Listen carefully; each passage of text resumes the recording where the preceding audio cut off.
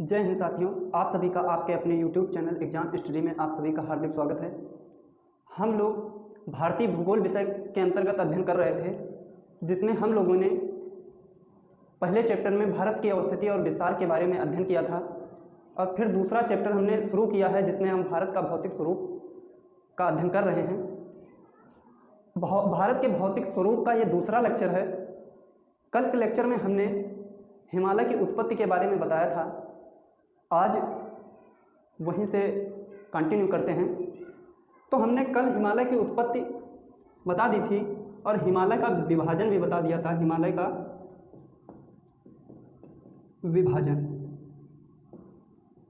अगर बात हिमालय के विभाजन की करें तो मोटे तौर पर हम लोगों ने पढ़ने की सुविधा के लिए 4 भागों में इसको विभक्त किया था। पहला था ट्रांस हिमालय और दूसरा था महान हिमालय,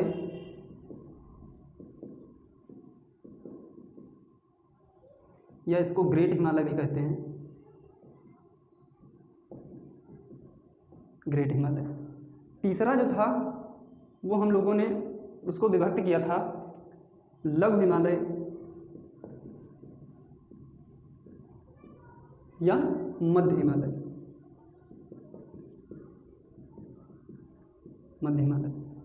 और चौथा जो था हम लोगों ने विभक्त किया था शिवालिक हिमालय।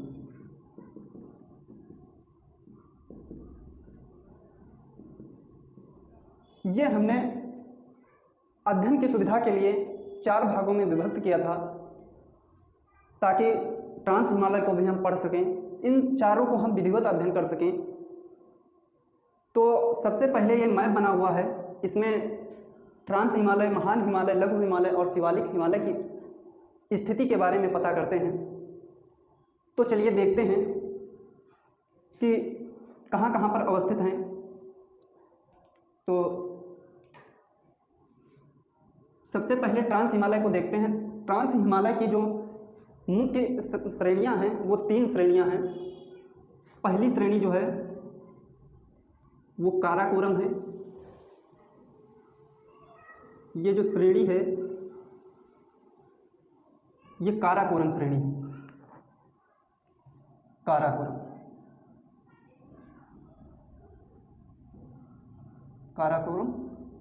श्रेणी। दूसरी श्रेणी जो है, दूसरी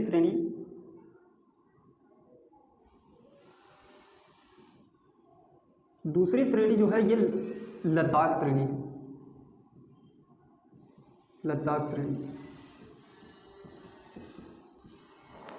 अगर बात तीसरी श्रेणी की करें तो तीसरी श्रेणी कौन सी है? तो तीसरी श्रेणी आपकी है जास्कर श्रेणी,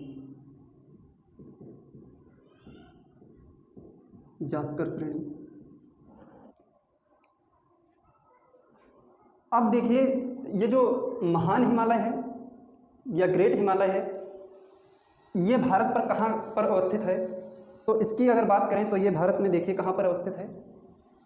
ये यहाँ पर नंगा पर्वत से लेकर नामचा बरवा पर्वत तक ये विस्तारित है। नामचा बरवा पर्वत तक विस्तारित है।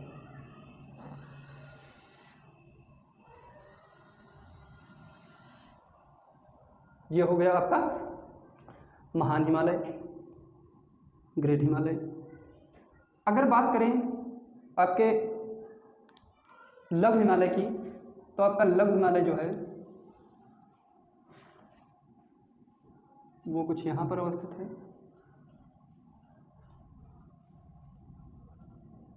और सबसे नीचे आपका जो हिमालय है उसका नाम है शिवालिक हिमालय।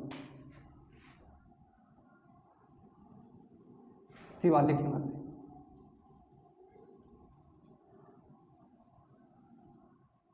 हिमालय ये आपका है शिवालिक हिमालय। फिर यहीं से आपके शिवालिक हिमालय के जस्ट नीचे से आपके मैदान शुरू हो जाते हैं। उत्तर का विशाल मैदान जिसे गंगा का मैदान कहा जाता है, ये मैदान शुरू हो जाते हैं। इधर मरुस्थल है राजस्थान में, ठीक है। फिर यहाँ पर ये दक्कन का पठार इधर, और फिर ये तटीय क्षेत्र हैं, ये भी तटीय क्षेत्र है, हैं? और इधर आपके जो हैं वो अरब सागर के द्वीप हैं, इधर आपके जो हैं वो बंगाल की खाड़ी के द्वीप, अंडमान निकोबार वगैरह। तो देखिए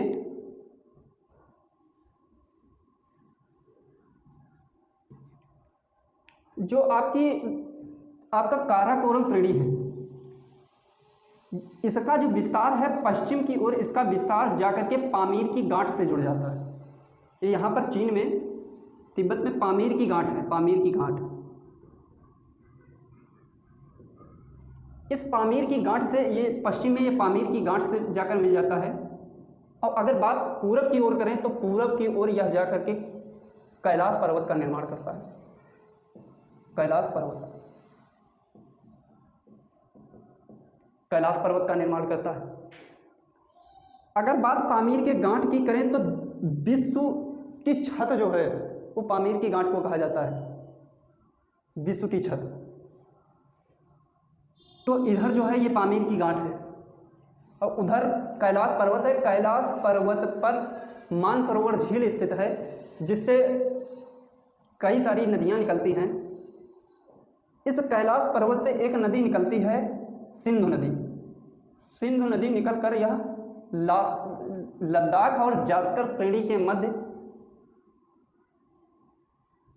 से होती हुई कुछ यहाँ पर पहुँचती है। तो एक स्थान पड़ता है बुंजी नामक स्थान,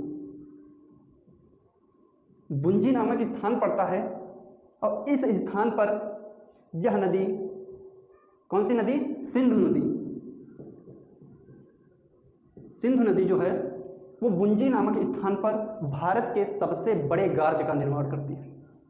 यहाँ पर बुंजी में भारत के सबसे बड़े गार्ज का निर्माण करती है, और फिर यहाँ से चलती है। तो काराकोरम श्रेणी से यहाँ से एक नदी निकलती है, उस नदी का नाम है सेवक नदी। वो जाकर सिंधु नदी में मिल जाती है। नदियों की बात आगे बढ़ेंगे, जब नदियाँ पढ़ाई जाएंगी तो नदियों की बात विधिवत रूप से करेंगे। तो ये हो गया। अब बात करें जो काराकोरम की सबसे ऊंची चोटी का नाम क्या है, तो बता दें काराकोरम है, इसका नाम पड़ता काराकोरम 1, काराकोरम 2, काराकोरम 3, काराकोरम 4, ऐसे। तो जो काराकोरम 2 है यानी कि K2, जिसको गाडविन ऑस्टिन कहते हैं, गाडविन ऑस्टिन, जो गाडविन ऑस्टिन है ये भारत की सबसे ऊंची चोटी है। अगर बात करें विश्व की सबसे ऊंची चोटी तो आपका माउंट एवरेस्ट पड़ जाएगा। वो भी हिमालय का भाग है, लेकिन वह नेपाल में पड़ता है। यह है माउंट एवरेस्ट, वो महान हिमालय का भाग है। ये जो है आपका गाडविन ऑस्टिन जो है K2 है, ये काराकोरम श्रेणी का भाग है। क्वेश्चन पूछा जाता है कि गाडविन K2 शिखर जो है किस श्रेणी का भाग है, तो आप निस्संदेह बताएंगे कि ये काराकोरम श्रेणी का भाग है। अगर बात करें लद्दाख श्रेणी की, लद्दाख श्रेणी की जो सबसे ऊंची चोटी है वो कौन सी है, तो आपको बता दें कि लद्दाख श्रेणी की सबसे ऊंची चोटी जो है यहाँ पर पड़ती है कहीं पर, तो इसका नाम है राकापोसी, राकापोसी। यह जो चोटी है ये भारत की सबसे खड़ी ढाल की चोटी है। आपको अगर करंट से रिलेटेड रहते होंगे, करंट पढ़ते होंगे, तो आपने सुना होगा K2 पर भी चढ़ाई हो चुकी है, K2 पर भी चढ़ा जा चुका है। माउंट एवरेस्ट पर चढ़ने वाली भारत की प्रथम महिला बछेंद्री पाल, वो चढ़ी थी यहाँ पर। लेकिन राकापोसी पर चढ़ना असंभव है, क्योंकि यह जो है भारत ही नहीं बल्कि विश्व की सबसे तीक्ष्ण ढाल वाली या खड़ी ढाल वाली चोटी है। इस पर चढ़ना असंभव है। तो ये आपकी हो गई लद्दाख की सबसे ऊंची चोटी जो है वो राकापोसी है। आपकी ये जास्कर हो गई, जास्कर श्रेणी। अब बात करते हैं कि काराकोरम जो ट्रांस हिमालय है और महान हिमालय है, ये जो ट्रांस हिमालय का ये भाग है और ये महान हिमालय है, इसके बीच रेखा कौन सी है? जो ये जो रेखा है, इसी से जो ट्रांस हिमालय है और महान हिमालय है ये अलग होते हैं। इस रेखा का क्या नाम है? तो इस रेखा का नाम है ITSZ। ITSZ Indus Tibetan suture zone. इस रेखा से जो ट्रांस हिमालय है वो महान हिमालय से अलग होता है। अगर बात काराकोरम के ग्लेशियर की करें, काराकोरम ग्लेशियर, तो काराकोरम का जो ग्लेशियर है वो 4 प्रमुख रूप से ग्लेशियर हैं, देख लेते हैं। पहला है सियाचिन ग्लेशियर, सियाचिन ग्लेशियर। दूसरा है आपका हिस्पर। तीसरा है बाल्टोरो। चौथा है वियाफो। तो ये 4 प्रमुख रूप से ग्लेशियर हैं। जो सियाचिन है ये सबसे बड़ा ग्लेशियर है, सबसे बड़ा ग्लेशियर है। तो ये ग्लेशियर हो गए, ये 4 प्रमुख ग्लेशियर हैं, इनको आपको ध्यान में रखना है। एक बार रिवाइज कर लेते हैं ट्रांस हिमालय के बारे में। और एक ट्रांस हिमालय के बारे में पूछा जाता है कि जो उच्च एशिया की रीढ़ किसे कहा जाता है? तो आपके ट्रांस हिमालय को, जो ट्रांस हिमालय है वो आपका उच्च एशिया की रीढ़ है। ट्रांस हिमालय जो है इसको क्या कहा जाता है? उच्च एशिया की रीढ़, उच्च एशिया की रीढ़ कहा जाता है। तो ये भी आपको ध्यान में रखना है। एक बार रिवीजन कर लेते हैं ट्रांस हिमालय के बारे में। जो ट्रांस हिमालय है इसकी 3 प्रमुख श्रेणियां हैं। पहली है काराकोरम श्रेणी, दूसरी है लद्दाख श्रेणी, तीसरी है जास्कर श्रेणी। और जो काराकोरम श्रेणी है इसका जो पश्चिमी सिरा है ये जाकर पामीर की गांठ से जुड़ जाता है, और इसका जो पूर्वी सिरा है ये आकर यहाँ पर कैलाश पर्वत का निर्माण करता है जो तिब्बत में पड़ता है। इसी कैलाश पर्वत में मानसरोवर झील है, राकसताल झील है। ये जो झीलें हैं इनसे विभिन्न कई नदियाँ प्रवाहित होती हैं, निकलती हैं, जिनमें से एक नदी है सिंधु नदी। यह सिंधु नदी जब निकलती है तो यह सिंधु नदी भारत में जब प्रवेश करती है तो लद्दाख और जास्कर की श्रेणी के मध्य से होकर गुजरती है, और यह बुंजी के स्थान पर आकर भारत के सबसे बड़े गार्ज का निर्माण करती है। यह गार्ज 5200 मीटर का होता है। इसको आपको ध्यान में रखना है कि ये जो बुंजी नामक गार्ज है, जो भारत का सबसे बड़ा गार्ज है, ये 5200 मीटर का है।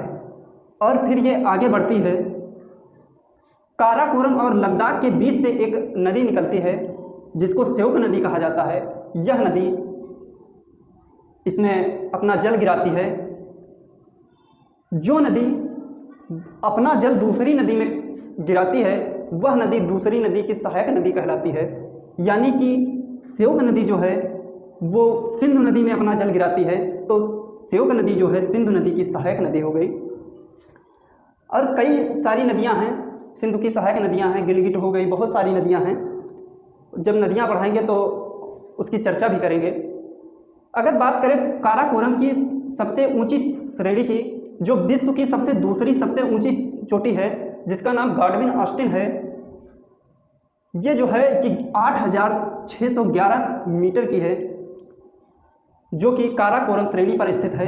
ये आपको ध्यान में रखना है।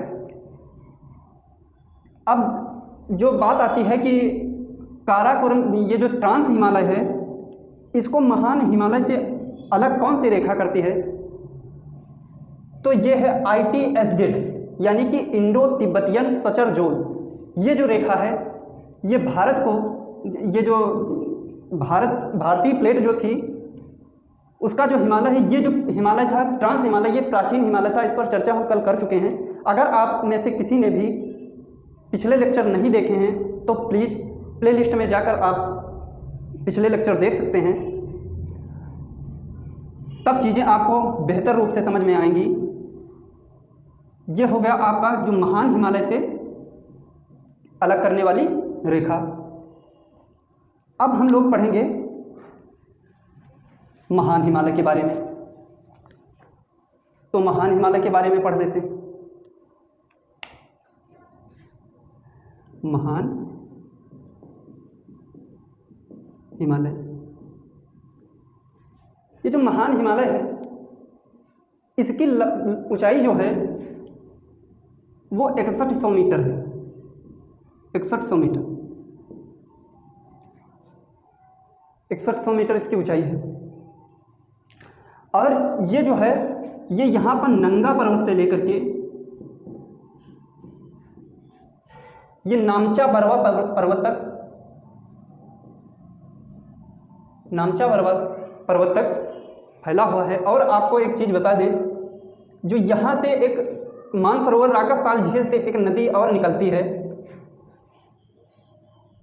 जो कि नामचा बरवा से यू टर्न लेते हुए यहाँ पर एक पास है, दर्रा है जिसे यांग्याप दर्रा कहते हैं। उस दर्रे से होकर भारत में प्रवेश करती है। इसको जब चीन में ये जाती है, निकलती है, तो इसको सांगपो के नाम से जाना जाता है। और जैसे ही ये अरुणाचल प्रदेश में प्रवेश करती है तो ये इसको दिहांग के नाम से जाना जाता है।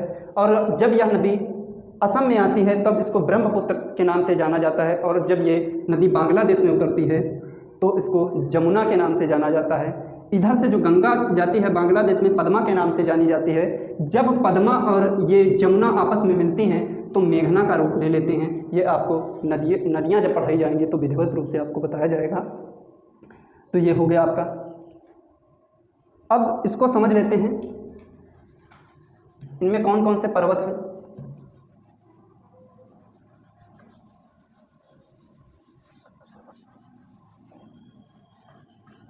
महान हिमालय के पर्वत पढ़ लेते हैं।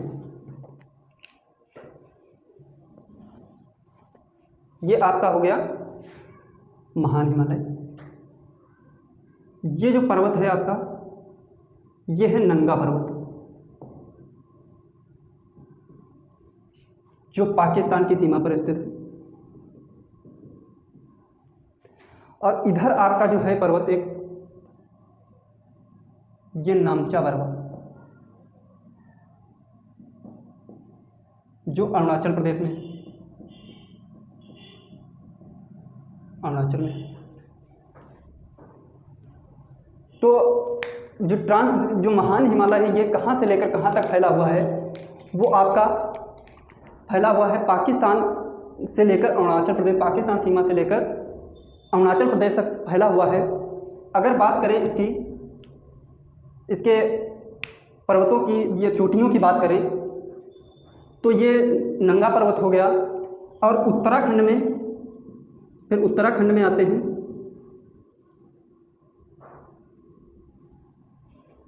इसमें पड़ता है बंदरपूंछ,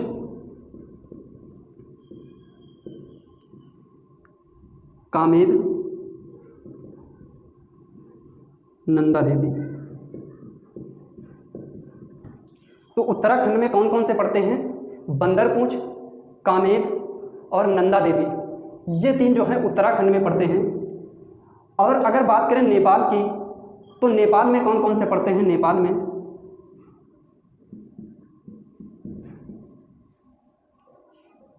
में कई पड़ते हैं। तो पहला है धौलागिरी। धौलागिरी, अन्नपूर्णा,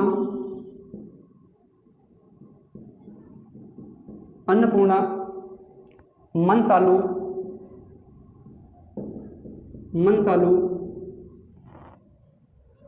गौरी शंकर,